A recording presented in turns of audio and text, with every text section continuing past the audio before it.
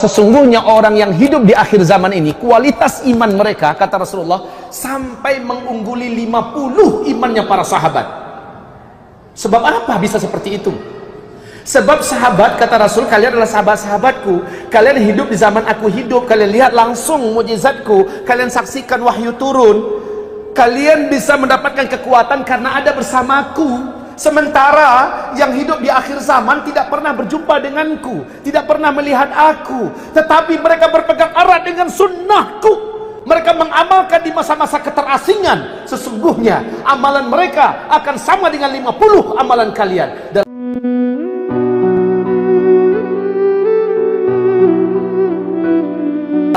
kenapa Allah ciptakan nafsu? Sehingga kita harus diuji dengan nafsu itu. Kenapa harus ada surga? Kenapa harus ada neraka? Banyak pertanyaan seperti itu, Pak, menyusul. Kenapa Allah ciptakan Dajjal? Bukankah Allah berfirman di dalam Al-Quran, surat Al-Ankabut ayat 2, ayat 3, ahasiban nasu ayyatraku ayyaqulu amanna wa hum la yuftanun? Apakah manusia berpikir mereka kami biarkan saja mengaku dan merasa dirinya beriman sementara kami belum uji? Biar ketahuan yang sebenarnya beriman siapa. Yang hanya mengklaim dirinya beriman itu siapa? Ketahuan itu melalui ujian, Pak.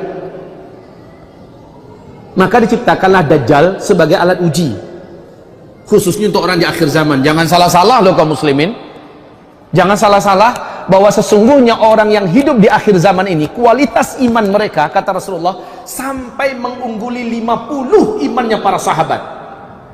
Sebab apa bisa seperti itu?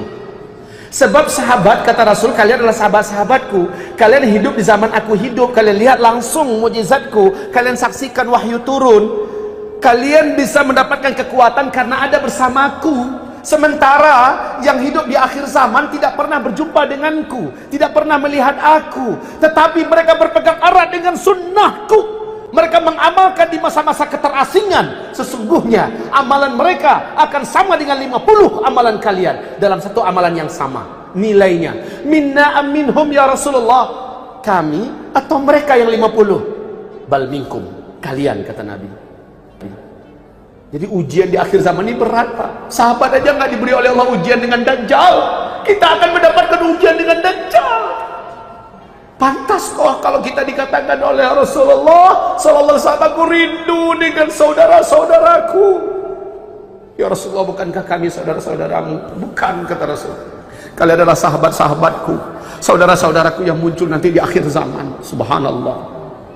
Di akhir zaman, kalau Bapak mau, mendaftarlah menjadi salah satu di antara saudara Rasul. Tapi harus seperti sahabat, Pak.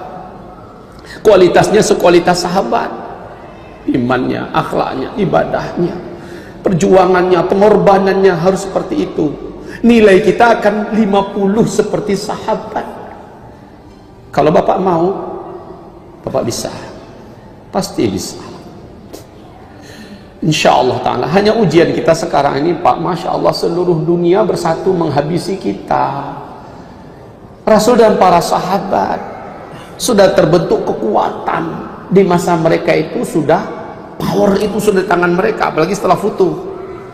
Lah kalau sekarang kita sedang di puncak pendakian, banyak yang berjatuhan, banyak sekali yang berjatuhan, banyak yang berguguran, dikecewakan teman sedikit udah mundur dari lapangan dakwah, ya kan?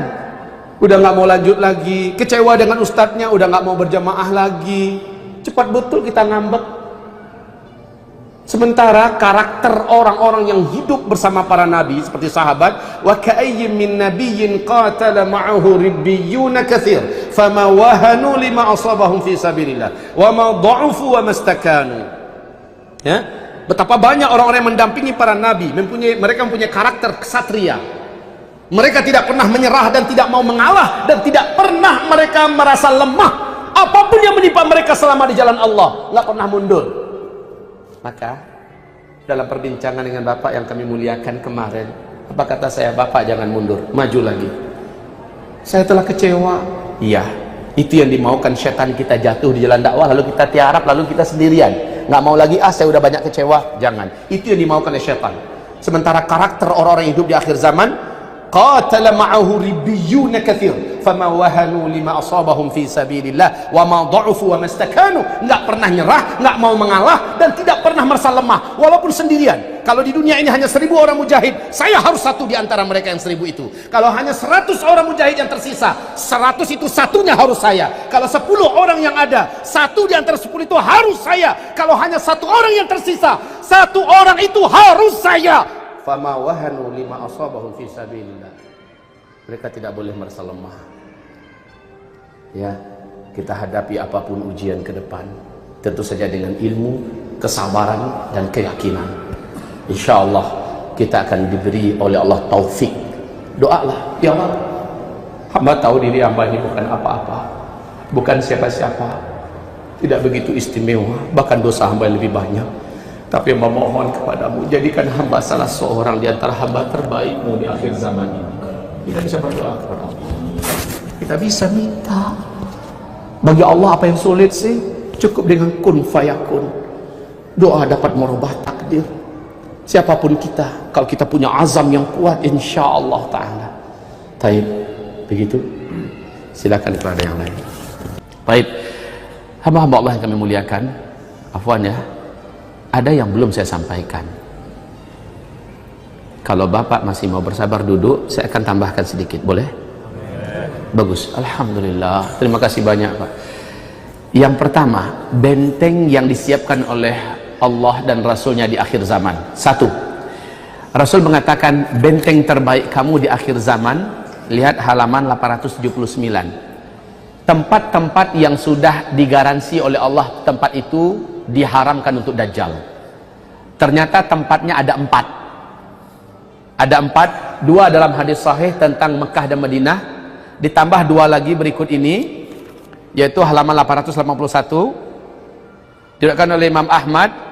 Hadis ini diriwayatkan oleh Imam Ahmad dengan perawi yang seluruhnya dipakai oleh Imam Bukhari. Berarti ini perawi yang thiqat. Lihat hadisnya. Yablughu sultanuhu kulla man halin la ya'ti arba'ata masajid al-Ka'bah wa Masjidar Rasul wal Masjidil Aqsa wa Tur. Ada 4 tempat yang Dajjal tak bisa masuk. Masjidil Haram, yang kedua Masjid Nabawi, dan yang ketiga Masjidil Aqsa, dan yang keempat Tursina, Bukit Tursina. Bukit Tursina di mana Allah Subhanahu wa taala mengajak Nabi Musa berbicara waktu menerima wahyu pertama, dan Musa diangkat sebagai nabi dan rasul. Di Bukit Tursina ini pula nanti Nabi Isa disuruh oleh Allah larilah bersama orang-orang beriman ke atas gunung Tursina, karena hanya gunung itu yang tidak bisa didaki oleh Ya'juj dan Ma'juj. Itu bukit sejak Allah Subhanahu wa taala pernah mengajak Musa di situ, bukit ini memiliki kekuatan magic yang sempurna dari langit, sehingga Dajjal tidak mampu tembus, baik dirinya, kekuatannya atau bala tentaranya. Ini yang pertama, masalah tempat. Yang kedua, tentang amalan-amalan, ayat-ayat pelindung. Nabi mengatakan, lihat di halaman 882. Saya ajak Bapak membedah kitab ini karena saya ragu, Pak. Saya ragu Bapak akan baca nih kitab. Belinya rajin, bacanya nggak ada waktu, sibuk terus, betul nggak Pak? Lihat ayat-ayat pelindung. Man hafidha 10 ayatin min awali suratil kahfi wa fi riwayah min akhiri suratil kahfi usima minad dajjal. Siapa yang hafal 10 ayat pertama dari surah Al-Kahfi di riwayat yang lain, atau 10 ayat terakhir di surah Al-Kahfi, usima minad dajjal, dia akan dijaga dan dilindungi dari Dajjal. Kemudian halaman 883, hadis berikut, man qara'a surat Al-Kahfi kama unzilat thumma kharaja ila Dajjal lam yusallat alaihi aw lam yakun lahu alaihi sabil. Siapa yang membaca surat Al-Kahfi total, kalau ini membaca ya, pokoknya Bapak nggak hafal nih, tapi ada Al-Quran di tangan Bapak, Alhamdulillah, Bapak bacakan total surah Al-Kahfi. Lalu kata Rasulullah SAW, thumma kharaja ila Dajjal, setelah itu dia keluar atau bertemu dia dengan Dajjal, lam yusallat alaih, Allah tidak akan biarkan Dajjal bisa menguasai kamu. Terus aw lam yakun lahu alaihi sabil, atau Dajjal tidak punya cara nak menaklukkan kita. Kalau setan nggak mempan dengan ayat kursi, Jin nggak mempan dengan ayat kursi karena ini dari makhluk jin. Lah sementara Dajjal manusia nggak? Bukan ayat kursi andalan dengan Dajjal. Salah baca tuh. Ketemu Dajjal, Allahu la ilaha illa huwa, salah baca. Yang direkomendasikan Rasulullah adalah surat Al-Kahfi. Jangan salah-salah ya. Setan urusannya dengan surat Al-Baqarah, 10 ayat dari surat Al-Baqarah, dan yang terkuat adalah ayat kursi. Tapi bukan itu yang dibaca ketika berhadapan dengan Dajjal. Rasulullah merekomendasikan baca di hadapan Dajjal surat Al-Kahfi, titik. Jangan tanya yang lain. Kenapa nggak Yasin aja Pak Ustadz? Rasul memberikan keywordnya itu, ya sudah jalani saja ya. Baik, coba lihat halaman 884. Nah ini minta tolong bacakan terjemahannya. Ini keren nih, ini keren hadisnya. Silahkan. Barang serentak, baca bagian awal 10 ayat dan baca bagian akhir 10 ayat. Terus maka dia mempunyai cahaya dari telapak kaki hingga kepalanya. Cahaya ini begitu tajam bagi Dajjal sehingga Dajjal tidak mampu mendekat kepadanya. Terus barang siapa yang membaca surat Al-Kahfi seluruhnya, maka dia memiliki cahaya antara langit sampai ke bumi. Subhanallah, betapa kuatnya. Makanya kata Rasul, kalau sudah baca surat Kahfi secara total, secara total baca dari alhamdulillahilladzi anzala ala abdihil kitab sampai kepada akhir penutup surat Al-Kahfi, kalau kamu bertemu dengan Dajjal sudah nggak usah takut lagi, karena Dajjal tidak akan mampu ngapa-ngapain. Dekat aja nggak sanggup Dajjal ya Pak ya. Taib, hamba-hamba Allah yang kami muliakan. Kemudian C, pelindung-pelindung utama untuk menghadapi Dajjal, ilmu, sabar dan yakin. Dalilnya lihat Al-Quran surat 47 ayat 19 dan surat 32 yaitu surat Sajadah ayat 24. Allah katakan hanya orang-orang inilah yang akan diberi kekuatan di akhir zaman, khususnya menghadapi fitnah Dajjal. Dia punya ilmu, jadi kita harus punya ilmu tentang Dajjal. Kita harus punya ilmu tentang Dajjal. Alhamdulillah, saya bersyukur pada Allah karena Allah datangkan Bapak ke majelis ini, ke majelis Az-Zikra, iktikaf di sini. Lalu Bapak dapat rezeki dari Allah. Bapak ini orang pilihan loh Pak. Banyak tempat-tempat iktikaf yang lain, barakallahu fihim, semoga Allah berkahi mereka seluruhnya. Tapi berapa tempat tempat-tempat itu yang menguraikan ini? Sementara Bapak dengarkan ini, bukannya ini pilihan dari Allah? Sementara ilmu adalah kunci dan syarat utama Pak. Bapak nggak tahu belut dengan ular tanah, nggak tahu kan bedanya? Kalau sempat nggak tahu, Bapak sangka itu belut. Bapak pegang ular tanah, digigit Pak, mampus. Jadi harus tahu ini bedanya apa, ini musuhnya gimana. Kalau tahu kita nggak sama dengan orang yang tahu. Baik. Kemudian, nah ini tentang makanan orang-orang beriman pada zaman Dajjal. Halaman 886, makanan beriman. Di sini ditekankan sekali lagi, makanan orang beriman di akhir zaman yang bisa mengenyangkan perut, menghilangkan lapar adalah makanan para malaikat. Subhanallah.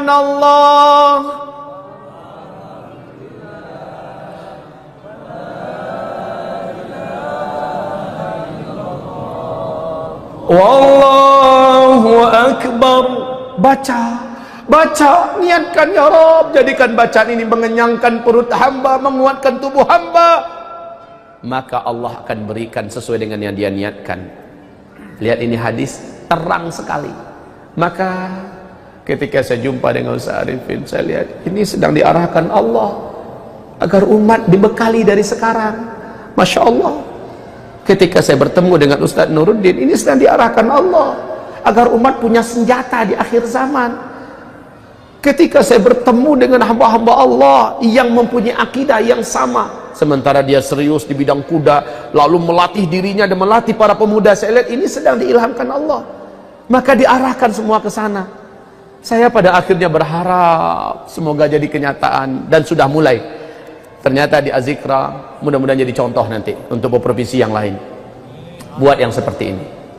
Di sini jadikan basic orang-orang yang berzikir, orang-orang ahli tauhid, orang-orang beriman, dan mudah-mudahan nanti olahraga sunnah juga lengkap di sini. Ya, ada olahraga berkuda sunnah. Sudah mulai. Waduh. Kudanya sudah ada, lagi hamil. Kuda kalau lagi hamil harus puasa ditunggangi. Jangan ditunggangi. Saya yakin Kalau sudah mulai adzikra serius di lahan 1-2 hektar saja, kuda sunnah, insya Allah orang-orang terbaik yang menunggang kuda sunnah akan bisa datang kemari, siap melatih para pemuda. Karena ribuan orang Vatikan sekarang dari Kristen Ortodoks latihan memanah di atas kuda dengan cakap. Mereka latihan, Pak. Di Eropa sekarang bukan hanya memanah, Pak, pedang. Mereka sudah main pedang, melempar tombak sambil berkuda. Sudah lari kudanya sementara dia bisa berdiri di atas kuda dan memanah sambil mereka sudah latihan. Ternyata di Injil disebutkan perang Armageddon nanti perang manual. Perang Armageddon adalah perang Malhamah Al-Kubra. Yahudi sekarang, Pak, Masya Allah, kenapa mereka mengasah pedang dari besi-besi terbaik hari ini? Mereka yakin di Taurat juga ada pembahasan tentang masalah perang akhir zaman. Makanya persiapan mereka lengkap. Kita baru pegang pisau dapur udah teroris. Umat Islam. Alhamdulillah di sini sudah ada ninjutsu. Ya, Ninjutsu Islamic Center, NIC. Alhamdulillah ada sensei yang mengajarkan. Kemarin saya latihan loh, Pak, di kamar. Kalau Bapak lihat nanti, wah, mirip orang Jepang. Bawaan mimik saya harus seperti orang Jepang. Ya, serius. Jangan main-main latihannya. Ini berurusan dengan pedang loh. Dan itu mesti secara legal. Makanya saya katakan mana-mana jangan sampai kita melakukan olahraga apapun kecuali secara legal. Sembunyi-sembunyi, Pak, Bapak sembunyi latihan sebentar aja, Pak, ada jenggot sikit ya. Teroris dan latihan. Tapi kalau legal, Masya Allah, kami malah di batalion latihan, Pak. Latihan memanah, kita berkuda, Masya Allah, Pak. Mereka juga ikut bersama. Lakukan secara formal. Anak-anak muda, lakukan secara formal, jangan sendiri. Kalau gabung di Perpani. Kalau gabung di Pordasi. Kalau gabung di Ekostrian, ya. Kalau gabung, istilahnya lakukan secara formal. Buat cabang secara formal. Sudah ada lembaga yang diakui oleh pemerintah. Baik, kaum muslimin yang kami muliakan, para pengikut Dajjal siapa saja? Mohon nanti karakter para pengikut Dajjal. Mungkin saya tidak sempat menguraikan, tetapi ini dirasa penting menyampaikan kepada Bapak Ibu. Para pengikut Dajjal, yang pertama dari halaman 846, seluruh orang Yahudi satu bumi akan menjadi pengikut Dajjal. Seluruh orang Yahudi. Lihat halaman 846. Yang kedua, seluruh orang yang berakidah Khawarij akan menjadi pengikut Dajjal, yang mudah mengkafir-kafirkan orang Islam. Nggak sesuai dengan kelompoknya, nggak sesuai dengan keyakinannya, kafir, halal darah, halal. Itu para pengikut Dajjal nantinya. Hati-hati. Yang ketiga, dalilnya silahkan baca. Saya tidak sempat uraikan sekarang. Yang keempat, calon pengikut Dajjal adalah seluruh para pelaku bid'ah akbar. Orang yang yakin selain Al-Quran ini, masih ada setengah Al-Quran lagi yang masih disembunyikan, itu bid'ah akbar namanya. Ya, masih yakin setelah Nabi Muhammad ada nabi yang lain, itu bid'ah akbar namanya. Ya, yakin bahwa Allah Subhanahu wa taala menyatu dengan tubuh. Kita dan Allah adalah satu, manunggaling kaula Gusti, itu bid'ah akbar. Ya, orang-orang kayak gini akan jadi pengikut Dajjal nanti itu, Pak. Terus, dan orang-orang yang mempunyai paham-paham sesat, Ahmadiyah, Syiah dan lain-lainnya, seluruhnya akan menjadi para pengikut Dajjal. Terus berikutnya yang akan menjadi pengikut Dajjal yang kelima, kaum wanita. Kaum wanita. Ibu, ibunda yang kami muliakan, ibu adalah target Dajjal, Bu. Makanya laki-laki yang hidup, kata Rasul, kalau kalian dengar Dajjal sampai ke kota kalian, ambil istri kalian, bawa ke rumah, ikat dia di dalam rumah. Istri-istri kalian. Mendukung, Pak. Tapi memang dalam hadisnya azwajakum, betul, istri-istri kalian. Taib, kaum muslimin, ambillah ibu kalian, kata Rasulullah, ya, bawa ke rumah, ikat. Loh, kok manusia diikat-ikat, kena aham loh. Masalahnya Dajjal di luar, sihirnya tembus ke rumah. Wanita adalah makhluk yang paling lemah imannya. Ketika terkena oleh sengatan sihirnya Dajjal, maka dia seperti ingin kuat betul untuk keluar. ada semacam halusinasi yang mendorongnya keluar.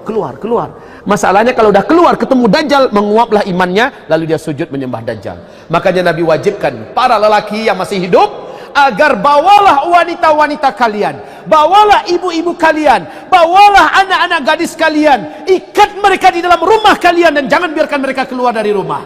Ini perintah Rasul kalau kalian dengar Dajjal sampai ke kota kalian. Ya. Terus pengikut Dajjal berikutnya adalah seluruh setan dan jin. Lihat ini halaman 851. Baca hadisnya. Nah, berikutnya yang ketujuh, seluruh tukang sihir dan dukun akan menjadi para pengikut Dajjal. Bayangkan Pak, kekuatan Dajjal seperti apa? Kekuatan Dajjal seperti apa? Satu setan aja kita tapi bisa kewalahan kita. Ya, bagaimana seluruh satu bumi setan dan jin gabung dengan Dajjal. Kemudian halaman 853, para pemuas nafsu syahwat secara liar. Para pezina di mana-mana, para pelacur, para germo, para homo, para gay, lesbian, seks menyimpang, sekarang bermunculan. Kaum muslimin mereka akan menjadi para pengikut Dajjal. Baca dalil-dalilnya dan lihat hadisnya, lihat penjelasannya. Itulah dia orang-orang yang akan menjadi para pengikut Dajjal. Wal'iyadzubillah. Sampai di sini sebenarnya saya yakin banyak pertanyaan ingin Bapak ajukan. Saya menyediakan waktu selepas tarawih apabila Bapak ingin diskusi dengan saya. Saya ngaji di sini Pak, insya Allah. Silakan datang secara pribadi. Nggak usah buat formal, datang saja secara pribadi. Saya layani sampai jam 10 paling lama. Paling 10, jam 10 saja. Di atas itu nggak ada lagi diskusi. Kita harus tidur. Ya, silakan nanti kalau ada yang mau secara pribadi. Atau kalau perlu ke bilik saya di ruangan Aisyah, nggak apa-apa, di bawah juga kan ada secara pribadi ingin tanya, silakan. Mungkin cukup sampai demikian kaum muslimin, sudah jam 11:10, bersiap-siap mau sholat zuhur. Yang ada mau qailulah, ada waktu setengah jam untuk qailulah, dan itu sunnah bagi yang sudah tahajud malam tadi. Masya Allah, qailulah lah walau hanya 10 menit 15 menit, berkah Pak. Allah beri kekuatan kepada kita dan kesehatan yang prima bila kita jaga qailulah. Kafaratul majlis. Subhanakallahumma wa bihamdika asyhadu an la ilaha illa anta astaghfiruka wa atubu ilaik. Wabillahi taufiq wal hidayah. Assalamualaikum warahmatullahi wabarakatuh.